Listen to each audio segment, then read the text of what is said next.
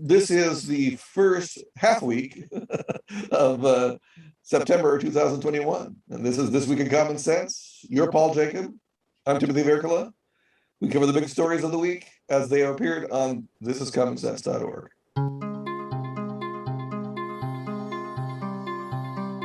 To begin, I think we should start with the war president's debacle.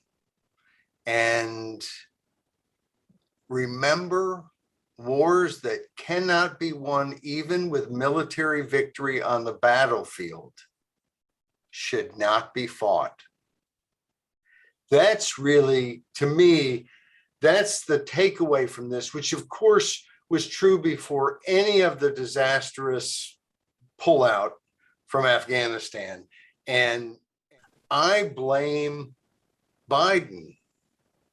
The buck stops here, Biden.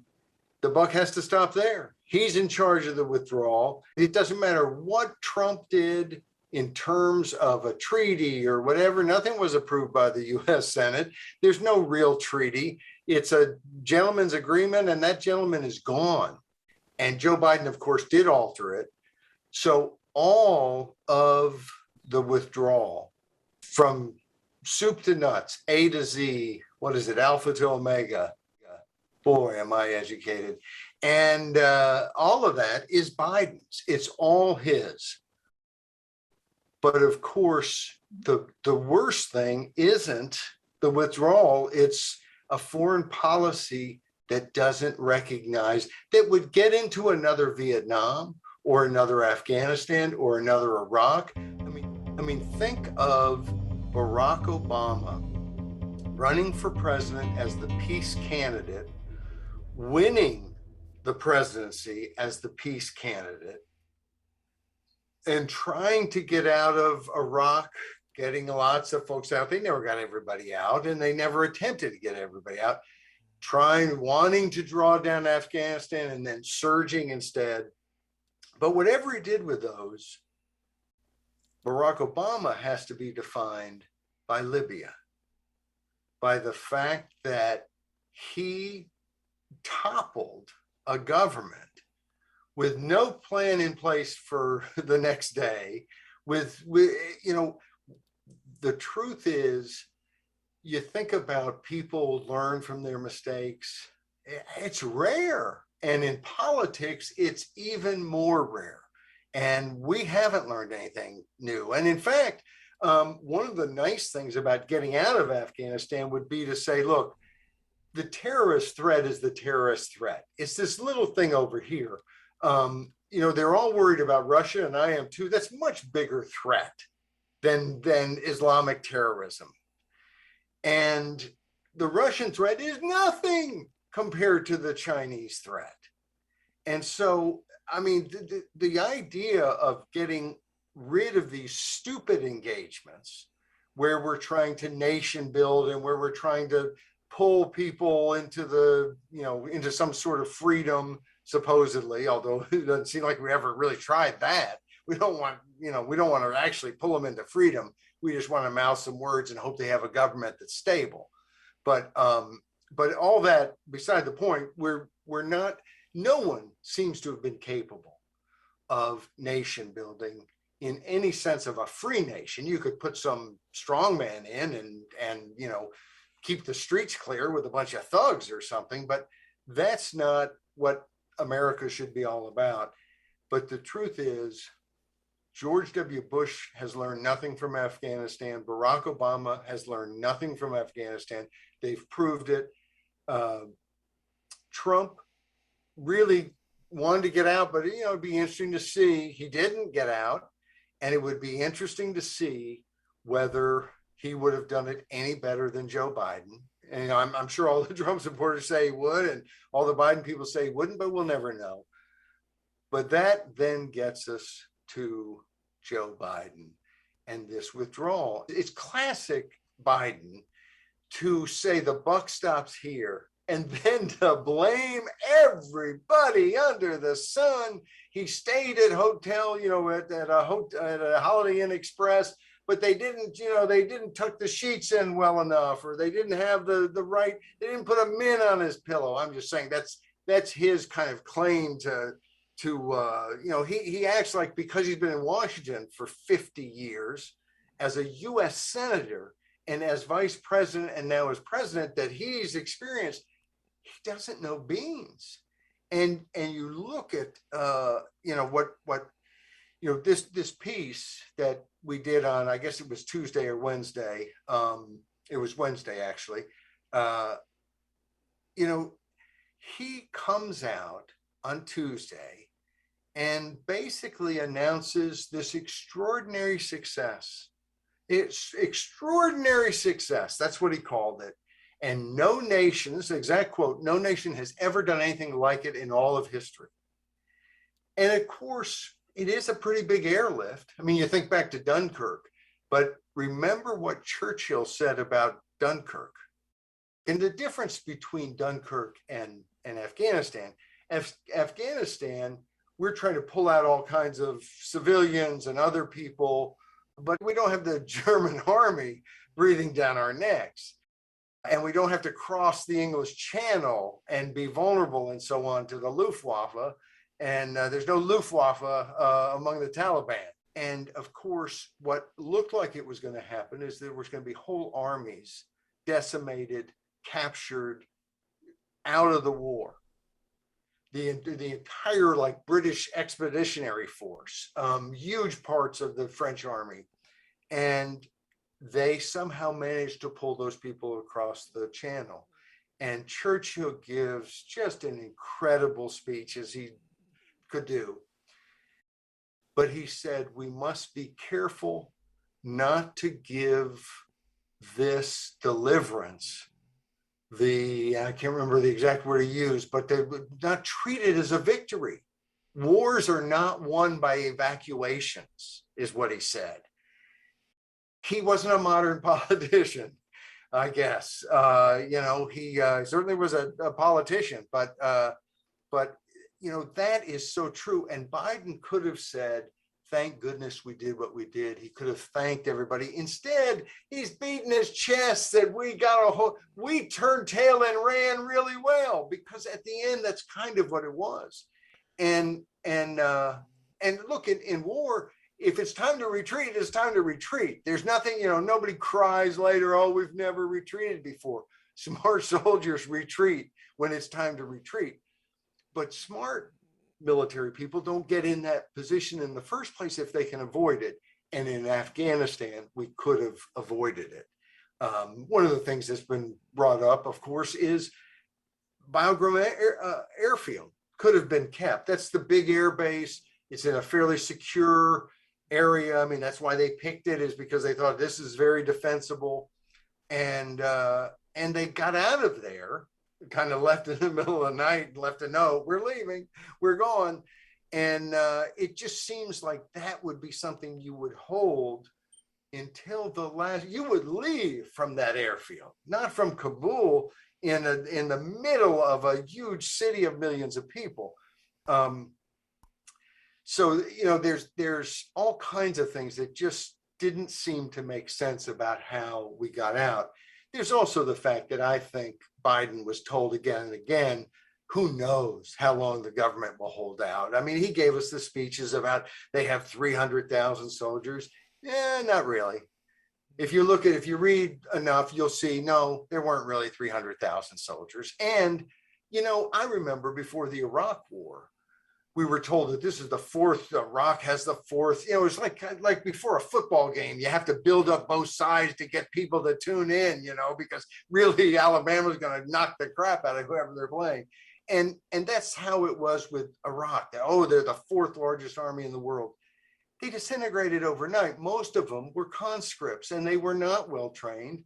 And look, the Afghan army was not so well trained either, but they seem to have been without food, without, proper ammunition and they were not an effective fighting force. And I think the US military knows, I think the commanders and the soldiers, they know an effective fighting force when they see one. So this was not some shock to people in Washington or at the White House. It was Biden blowing it up and hyping it like politicians do. And that's a huge problem. Now, there's two things that have come out since we wrote this and since the evacuation was complete, or as I say in this piece, somewhat complete. Because of course, after Biden had said, we're going to stay until we get everybody out, he was kind of pushed by George Stephanopoulos on ABC when they interviewed, and he said something about, well, we'll get them out by then, but if not, and Stephanopoulos was kind of, well, what do you mean? And he then came back and committed that yes, and had done it elsewhere, but that we were going to get all the Americans out. Well, in one way, it may be tough. Some of them may say, look, I'm an American citizen, but I'm staying. You can't get people out who don't want to get out. But Biden also threw out this. It was almost like Baghdad Bob. Do you remember the commentator or in the Iraq War? There was the guy in Baghdad talking to the press about their glorious victories on the battlefield and all kinds of stuff. He just spewed whatever he thought might sound good that had no connection to reality. But Biden was the same in terms of suggesting that just come to the airport as if, hail a cab or maybe take an Uber, come to the airport, be sure to, have your luggage well packed. The reality was it was chaos. Throughout this, it was done, I think, in a really, really messy way. And I say that we've written quite a bit at thisiscommonsense.org about Afghanistan, about the fact that the plan seemed to be to either negotiate with the Taliban, which always struck me as a really bad idea, but it wasn't, just Trump's, but it was Trump's, it was other people. It just didn't make a whole lot of sense. And maybe you cut a deal. Look, you can cut a deal with Stalin in some war. You could cut a deal with Mao. You could cut a deal with all kinds of people. If they could have cut a deal early on with Hitler, well, Neville Chamberlain tried. So, it's not like just because people are basically evil that you would never talk to them and try to create a situation where less people were massacred and hurt and enslaved and so on. But that struck me as a really bad idea. And of course, the alternative was always, and this is something we mentioned in this piece, Mitch McConnell saying Afghanistan was a great success because there were no terrorist attacks. Of course, we've had terrorist attacks. There was the Pulse nightclub. There was the thing out in San Bernardino. There have been different things. There was the stuff in France. There are other terrorist attacks, and it's not as if just because Osama bin Laden's dead, so you don't have to occupy anywhere to stop him. He stopped. Terrorism is not going to stop. And of course, Biden's saying, well, now we have to go to Somalia and other places in Mali and Africa and throughout the Middle East. Maybe we ought to stop doing all of that and just protect our homeland as best we can. I'm convinced that if we hadn't been in Saudi Arabia, and why we would want to put any troops in Saudi Arabia, which is not a free country. I mean, it seems so simple, and you almost are afraid it's kind of simple-minded, but seems to me that we need a coalition and alliance of countries that are relatively free to kind of work together to keep us all free. And that it doesn't make much sense to be doing a whole lot of work with countries that are just rotten to the core and tyrannical and massacre their people and beat them and kill them and imprison them if they say anything they don't like. And Saudi Arabia is in that camp. They're not in the free camp. So anyway, there's a lot of things we could do to be safer, to enhance freedom instead of just, kind of blowing it. But I wanted to mention two things. So the bottom line is the policy of 4 presidents in Afghanistan was not good, was bad, and did not help the country. It didn't stop terrorism. It spent a bunch of money. Now, it helped some women in Afghanistan, and I'm damn glad about that. But we can't go to every village and hamlet in the whole world and protect all the human rights. I mean, there are all kinds of countries in the world that are still, you could be killed, you could be imprisoned if you're gay. There's a lot out there. There's a lot of places in the world where women are not treated very nicely. And, let's do everything we can to prevent that. But sending in the Marines every time and occupying the rest of the world doesn't seem like you're going to succeed in making the world a better place. Two things, though, happened since the pullout that was disastrous. Even, I think, those of us who wanted us to get out of Afghanistan, like myself, think, boy, you sure could have done it better. In fact, it's not so much you could have done it better, it'd be hard to do it worse. But there is an axiom, it can always get worse. So let's not think too long about that. Two stories that came out since then that I think are important and that haven't got at least one of them hasn't got as much play as it probably should. One is that there was a phone call between Biden and the president of Afghanistan. And Biden basically said, hey, you got to put a better face on this. And the implication in most of the stories I read at first were that he basically just wanted him to paper over so that he could get his photo op of I got out of Afghanistan, then let it go to hell once I got everybody out, or most everybody. Looking at a little further into it, look, that could have been Biden's MO, his motivation for saying what he said. But I think his motivation could have also been, look, you got to rally people. You got to put a better face on this. I know you're in trouble, but guy, come on, buck up, put a better face on it. So I think we have to. I mean, it was never done for Trump. And of course, it's never done for Biden and Fox News and other places. They're never going, let's think about what they said and maybe just trust for a second that they're not evil, terrible people. What could they have, maybe Biden was trying to buck this guy up in a positive way and not just trying to get out and, hey, tell people lies. Because at one point he says, whether it's true or not. And so that, he must have wanted him to lie and trick everyone. I don't think we have to go there. Look, he botched this. We don't have to pretend that he's, Satan's second cousin. We can just say, look, Biden botched the withdrawal. So I don't think that's as big a non-story because it hasn't been much of a story. But I don't think that's as big a deal. But there was a story in the Washington Post, and it was mentioned that the Taliban, they did have a deal with Trump. And then, of course, when Biden came in, that deal was altered. And Biden said, no, I'll get out by, September 11th. Somebody's a moron, and maybe a bunch of somebody's at the White House. Why would you pick that day? Why would you want to pick that day to do anything in Afghanistan? It doesn't make any sense. But so they had altered the deal, and they were talking to the Taliban. I mean, now they're negotiating with the Taliban to get the people out that they didn't get out. So it's not as if they weren't talking to the Taliban.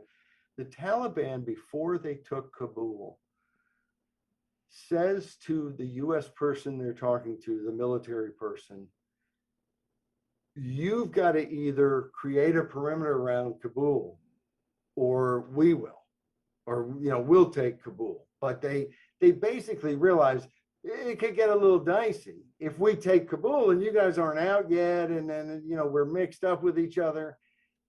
And basically, and it's not clear whether this military person got back to the administration and said, what do you want to do? Or just said, look, we're getting out. We got no interest in anything but the airport and getting the heck out of Dodge.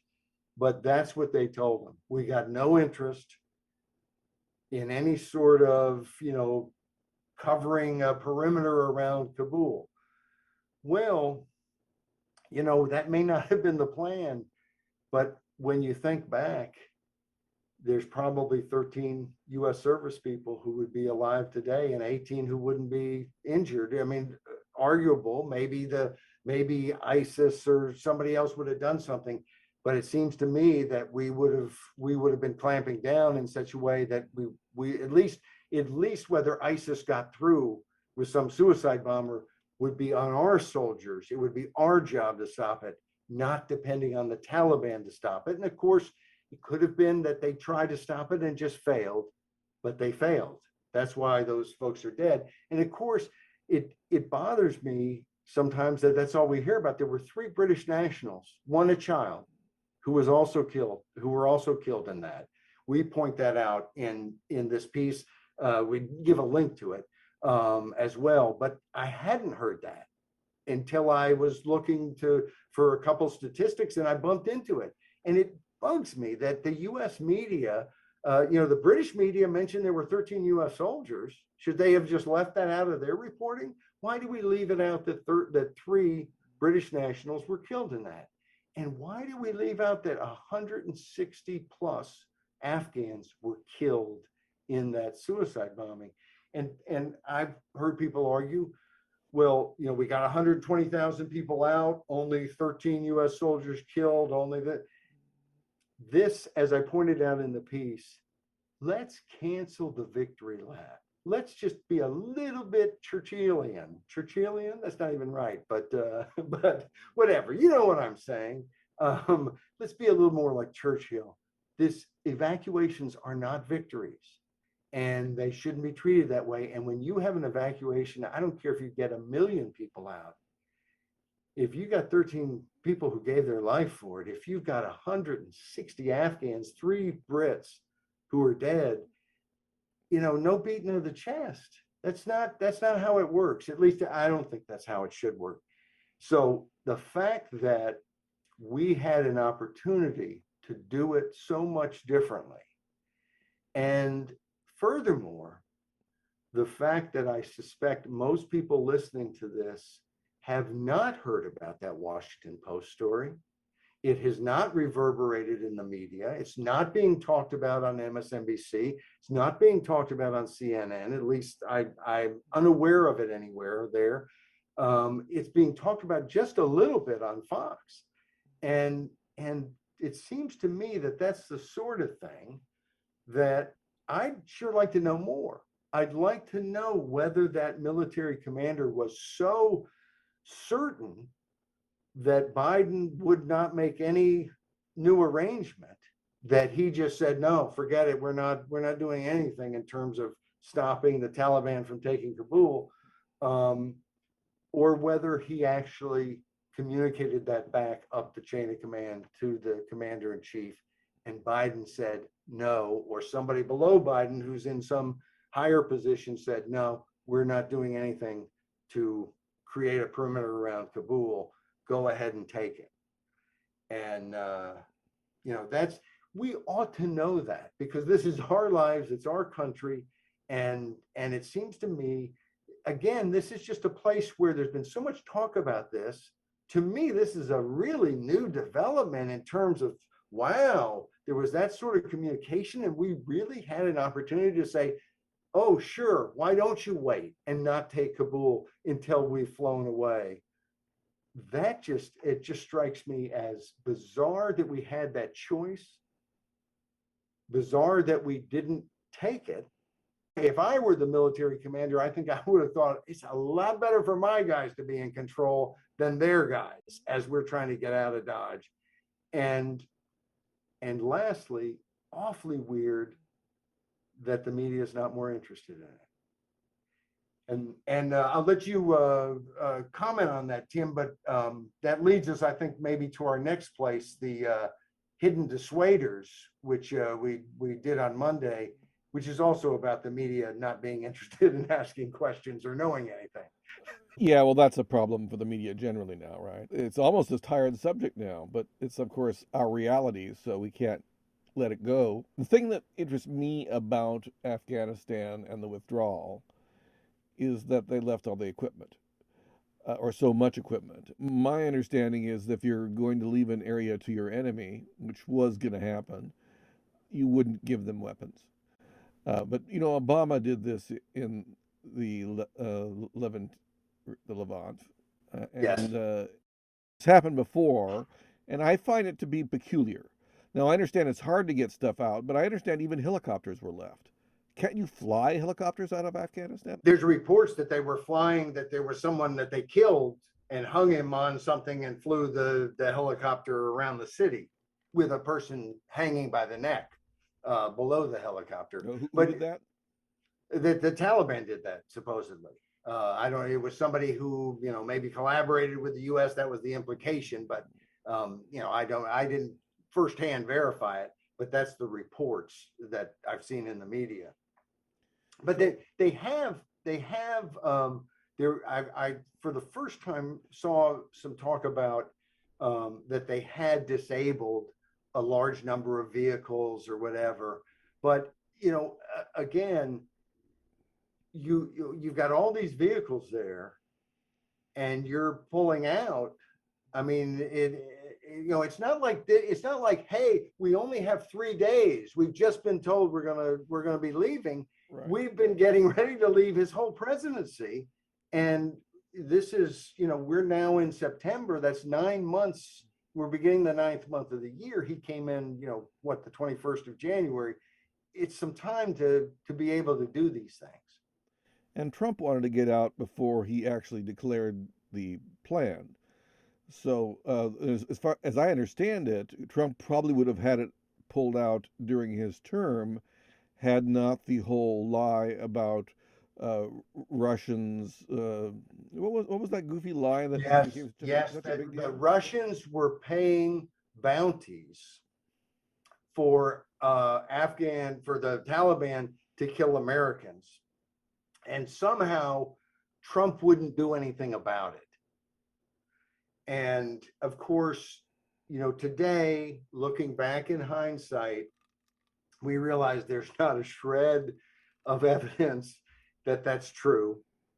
I don't believe it's true. I'm not a big, Trumpster, uh, but I don't think that he would cotton to that. I don't think that that's something that's going to happen. And I think you're right that it was used to delay any type of, don't do anything about Afghanistan. And of course, one of the problems with something like Afghanistan is it's always politically easier to kick the can down the road, to just spend enough money to keep the lid on and leave it to the next person. It's going to cost a few hundred, maybe less. I'm not sure if there were a few hundred killed during Trump's presidency or more than that. I mean, the total killed American soldiers there was 2,400 plus. It's a lot of people, but it's not as if it's the sort of thing that's going to control the media cycle and the news cycle and get you defeated. And it sounds crass to even talk like that, but I guarantee you that's how they talk in Washington every day of the week. That they're not interested in, to save a few lives, I'm going to take a political hit. And so, the thing I would give Biden the most credit for is actually getting out, because I know, and I think anyone who sees these things and pays attention knows, the military, the intelligence community, they're all saying stay. They're all saying stay. Keep doing what we're doing. And we were not making any progress. After 20 years, the Taliban takes over in a New York minute. So it obviously the nation building and all that was not really very successful. Well, I think the United States intervention built the Taliban nation. I suspect that now the Taliban may actually be able to consolidate power, and that's one of the reasons the Taliban has been uncooperative during the pullout, is that their whole unity in Afghanistan, which was non-existent before, is dependent upon seeing the United States as, the great shaitan.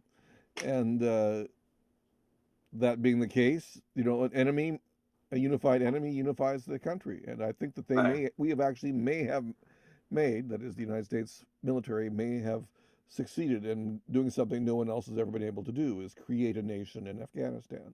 It's just And our enemy. And I would disagree with you on one thing. I would not put the blame on the military for the disaster. And I don't mean that they didn't make mistakes in all kinds of ways, because they did. But the policy was not their policy. And so I would blame, I don't want the politicians to get off with any shifting of blame. They deserve 100% of it. Now, it can be dual blame and some military, but I want the politicians to get 100% of the blame. And the interesting thing is, they still haven't consolidated the whole country. They're still fighting in the north. It was what was it, the Northern Alliance that, we never really defeated the Taliban. We helped, but it was the Northern Alliance that we were helping after 9/11 that did defeat the Taliban. And so they're warlords in the north who are still fighting. And we'll see what happens. I suspect that the Taliban, especially with all the weapons they've gotten, and the fact that they are in control of much more of the country, they probably just have enough people and enough weaponry that it's going to be hard to hold out against them. But it's, again, we've done the same thing in the Middle East. We draw these lines on the map and we call them countries, and then we pretend they're just like, France or Spain or the US. And Iraq is not really one country. It's the Shia in the south and the Sunnis in kind of the middle and the northwest, and in the northeast the Kurds. And so, and in fact, one of the things I liked about Biden years ago was that he had some understanding of the fact that we probably should split Iraq into three separate countries that would have kind of a homogenous religious ethnic background. I remember that. Now, the thing that stands out most after the fall of the Afghanistan, uh, just the whole pullout, and after the fall of American attempt to do something there good, was the media turning on Biden. And it was pretty stark. It was pretty uniform. And they were appalled. And I kind of sort of understand. I mean, but this is the issue. Remember, this is the issue that the media chooses to go against their own kind. And it's the issue of eternal warfare. They sided with the eternal warfare machine. And by the way, I like blaming the military. And in fact, I would probably blame it like much more than you would, because I think the military is really partly responsible for this, is that the generals in the Pentagon and the CIA players and all the apparatchiks and all this nonsense, I think they're one of the main reasons that we couldn't pull out earlier, and that they keep on telling lies. In fact, they've been misreporting this for a long time.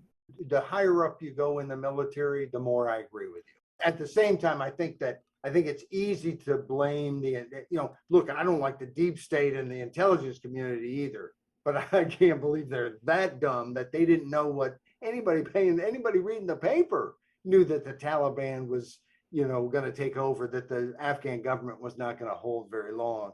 And so, weeks ago I was arguing with some people who, well, I think this was a big intelligence failure, and it just didn't feel to me like the problem was an intelligence failure. I think it was a political failure. But I think you're right. At the highest levels of the military, they are playing games. They played all kinds of games with, after Trump, got defeated in the election. I remember there were a couple of different stories about how we really have more soldiers in Syria than they've admitted to. That is dereliction of duty, insubordination, almost bordering on treason, to have a military that is told to pull people out of a country and says, no, we're going to keep them there against your orders. I mean, that's a, I don't know if that is technically treason. It's bad stuff. And so you're right, as far as the military does deserve blame. It's just usually, I think when people talk about the military, they're thinking about all of it. And I think it's a very, it's the thin slice at the top that is a serious problem. I think they are insubordinate, and the reason is that we live in a fake republic. So I go all the way, and I referred to our government now as a military conservatorship. Military conservatorship, which means that we have as much democracy as the military, the Pentagon, the CIA, the NSA, the DIA, whatever, allow. We don't have any more. And they do control things. It's one of the reasons I suspect that there's something weird going on with the counting machine, the vote counting machines, is that I've just never trusted them since 2000. I think something weird.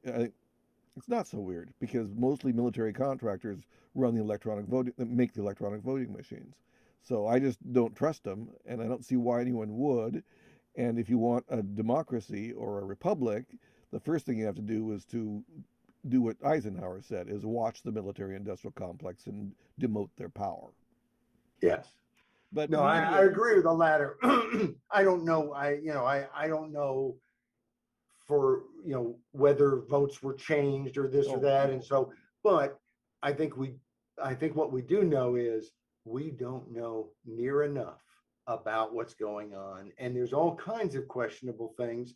And it doesn't smell right. The way that we've talked about the media, deep state, connections and how that bleeds over.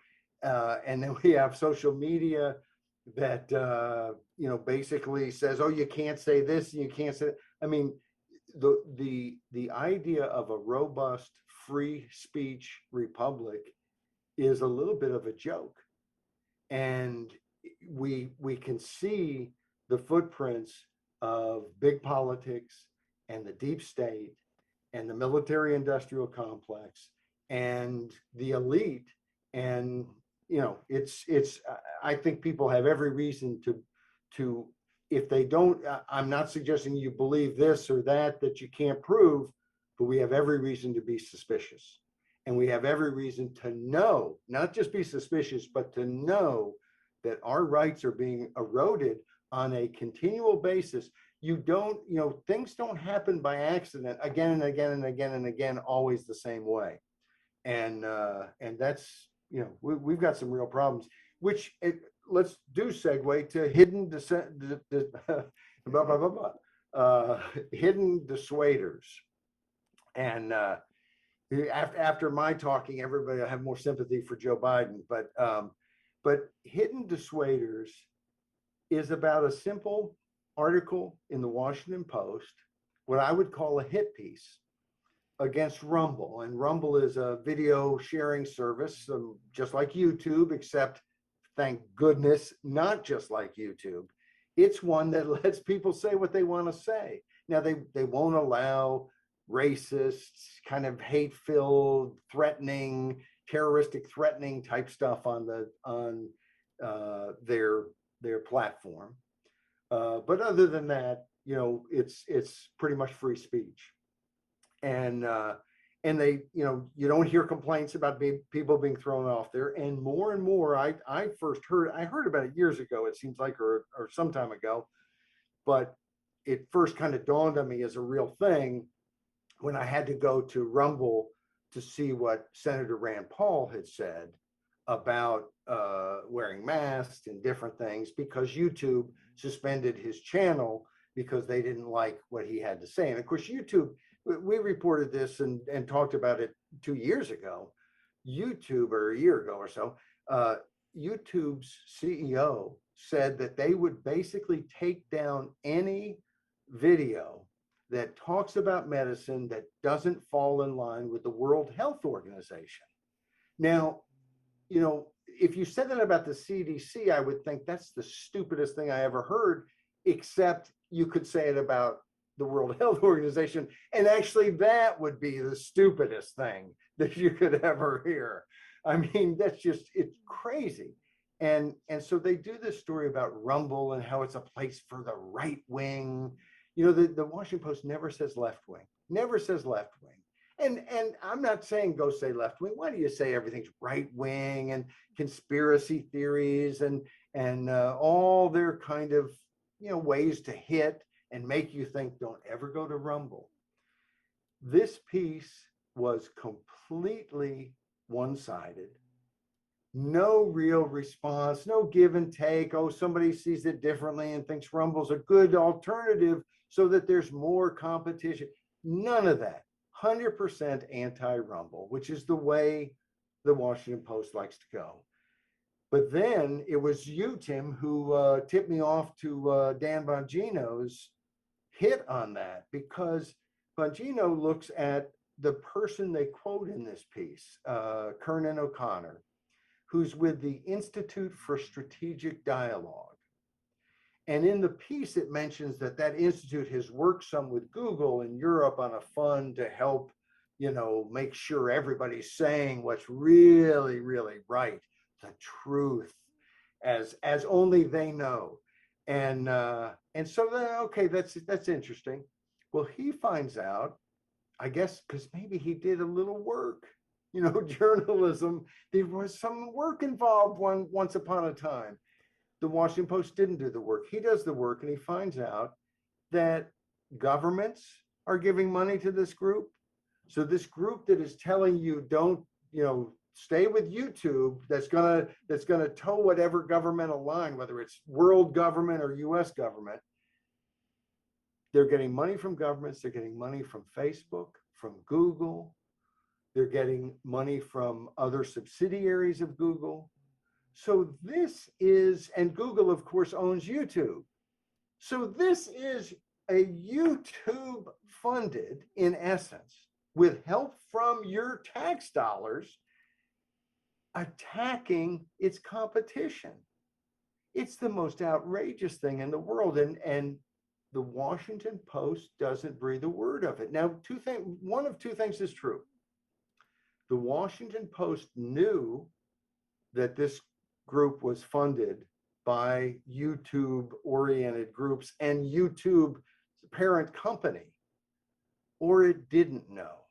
If it didn't know, why does Dan Bongino, why don't they hire him to write their stories? Because he'll do the work to actually find out the information. And if they did know, how do you not print that? But Tim, for years, I have noticed, and I do a lot of initiative work. If I'm working on an initiative, they always seem to want to know who's funding it, because maybe the people that are funding it are those right-wing lunatics and terrible people. I read stories all the time about left-wing initiatives, because of course the initiative process is going to be used by whoever's out of power. That's why it's a nice thing, because it allows people to compete with those who have their hands on the levers of power. But they never seem to be concerned about who's funding those initiatives, because I think they look at those initiatives and they say, well, those are liberal, progressive, left-wing initiatives. We like those. Those are good things. We don't have to look at who's doing it because it's good. The initiatives I'm working on, term limits, citizen-only voting, things like that, these are right-wing, conservative, or libertarian. They're anti-establishment. They're bad. And if we have media that covers one side as good, therefore we don't have to ask any tough questions, and the other side is bad, therefore we're not even going to get to what they're actually for. We're just going to slam them as evil, terrible people. Well, that's the media world we live in. That's exactly what we have. A few weeks ago, you did a piece on, okay, can my memory even retrieve it? Uh, on how a YouTube or a Alphabet Incorporated subgroup had funded a RAND Corporation study on how to deal with conspiracy theorists and on the web. Remember that piece? And Yes, it's coming back to yes. me as I talk about it. But the organization that actually funded it is one of the organizations listed as funding this organization that the Washington Post goes on about.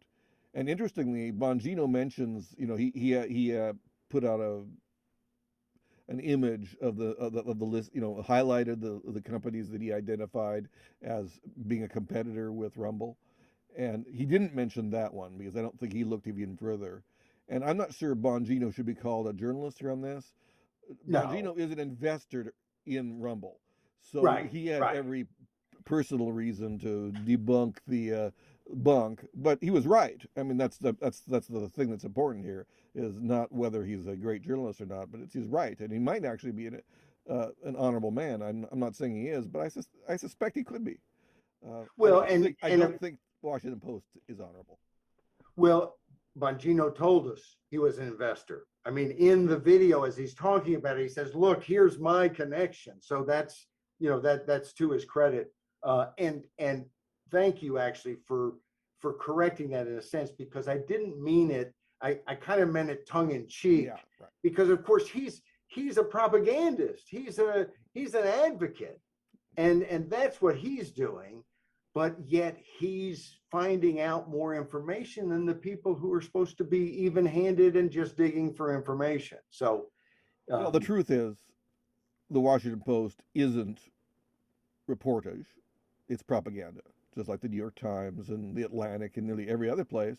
And so we're all kind of on an even playing field insofar as journalism is concerned, because journalism isn't just one thing. People often say it. It's a kind of one of my pet peeves is that you hear journalism isn't like it used to be. Well, journalism has always been propaganda, and it's always also been reportage. They sometimes interpenetrate in a Venn diagram, and sometimes they're just two radically different things. Sometimes they're government, sometimes they're not. So I thought that was very interesting, though, that Washington Post could go on and on about how bad Rumble is, and not mention that the main source for the perspective was the competitor, essentially, of yes, Rumble. yes, and I'll tell you, I think this story, when you see big government, and of course when we're a superpower supposedly. I hate that term because it's not accurate. We don't have some superpower force. We have a big military that we pay a lot of money for, and we ought to be looking at what it should actually do. We people, not just the military industrial complex and politicians who have a different set of interests than we have. And so that's when you see how big government is able to take these tremendous resources and and a military that is highly capable and screw things up on the one hand, and then on the other hand, you see how they manipulate what you're told. Somebody months ago, we do talk a lot about China because we see it as a huge threat. And somebody mentioned, they have to clamp down on speech all the time because they're so scared, because they know they don't have any popular support. And it's really important to remember that free speech is more powerful than a gun. And I am a huge fan of the Second Amendment. I think America may be the only country in the world where the people are actually armed enough to compete firepower wise with their government. And I think that's wonderful. It's wonderful. But I want free speech is more important than the gun. And we have to fight for it here in America. And that's, I think as we get into this holiday weekend, we had 3 other scripts this week. One about landlords defeated prior. This time, landlords on the that you can't evict people, the eviction ban. That was, the Supreme Court said, no, you can evict now. And that the CDC, clamping down on that, they had no authority to do that. But it wasn't as good a decision as it should have been. But I encourage people to read that, what they're able to do against bad old landlords, which of course are a lot of people like you and I who've invested and are working their butt off on a second property for their retirement. And then they're being crushed by somebody in Washington saying, oh, they can stay at your at your place as long as they want without paying. That's a piece I encourage people to go to on Glissando Skids. On Glissando Skids. Yes, is about term limits and the fact that 2 Idaho conservative Republican senators started out with 90% approval on limited government index that we looked at. and that a columnist in Idaho looked at, and then went to 80, and then 60, and then 30. And we make the point that the longer they're in power, the worse they get. And then you might enjoy Friday's piece. Yeah, I'm going to forget the name. Is it something like Marks of Tyranny? Yes, Marks of Tyranny. And it's, tyranny, it's actually a lighthearted piece. Marks of Tyranny, I think you'll enjoy. It's a good way to end the week. But look, we're seeing it in living color in front of us. We are seeing a country that is in trouble, that doesn't do things the way that we expect we would do them. And then we also realize that, sneak behind the curtain, and the wizard is not only not very effective, he doesn't want you to be able to look behind the curtain. And we're going to talk about that again and again until it changes. Because if it doesn't change, we can argue whether the republic is gone, it's just a facade, or whether there are parts of it left, or whether it's mostly there, but we're losing it. I don't know which one of those someone wants to go on to, but the trajectory is the same. It's that we're not winning, we're losing. And I'm not talking about just in one aspect. I'm talking about the whole big picture of our republic. So that's what this podcast is designed to do. Let's talk about it. Let's figure out how we change it. Well, that sounds like an end of a podcast for the last of August and the beginning of September 2021. Thank you, Tim. Thank you. Thank you for joining us for This Week in Common Sense. That was Paul Jacob talking with me, Timothy Virkkala, and we're here most weekends talking about the big stories of the week that have appeared on thisiscommonsense.org, the website that Paul has been working on since 1999. This podcast can be listened to via most podcatchers, can be seen on YouTube, and accessed through thisiscommonsense.org.